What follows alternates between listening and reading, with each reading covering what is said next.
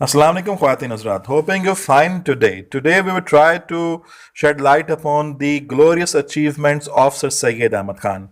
But before that, we have to go down to the bedrock of the matter and unfold the chapters of the War of Independence.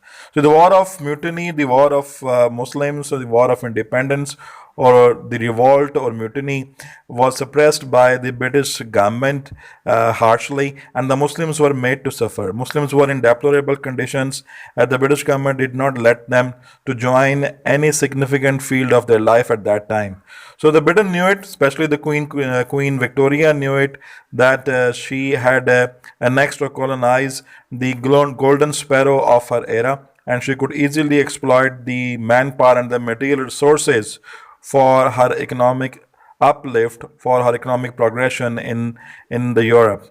So she was very delightful as the queen ordered to depose the last king of the Muslim empire, whose name was Bahadur Shah Zafar.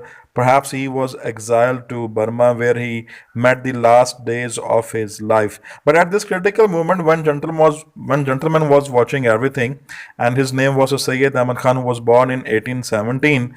So, although he took side with the British government in 1857 war, but after war he valiantly produced his pamphlet, popularly known as the Causes of Revolt, in which he discussed the errors of the British administration ably, rather fearlessly, and exposed those errors valiantly in front of the British Empire.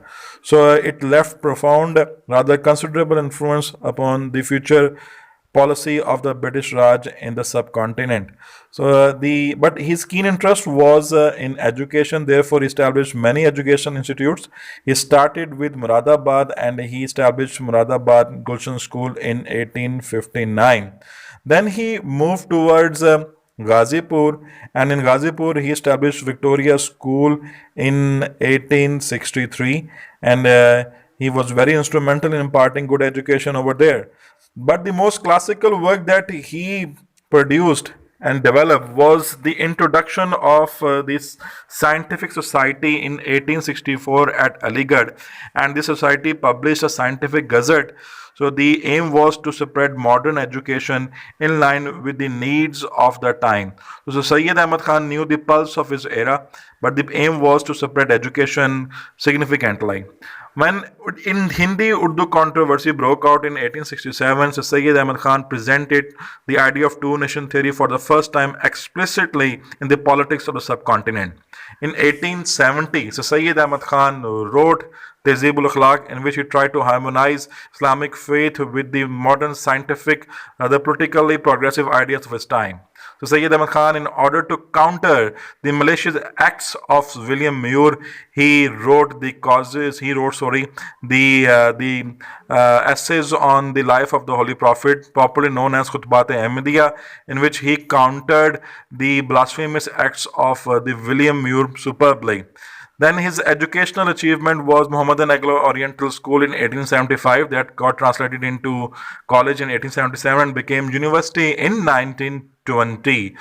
His classical work was the platform that provided a space for the Muslims politically, and this space was given through Muhammadan Educational Conference in 1886. So Sayyid Ahmad Khan died in 1898, and but his policies, his work left profound impacts upon the discourse of the Muslim history. Rather, he laid down the foundation of Pakistan significantly. So we salute Sayyid Ahmad Khan for his services and guidance.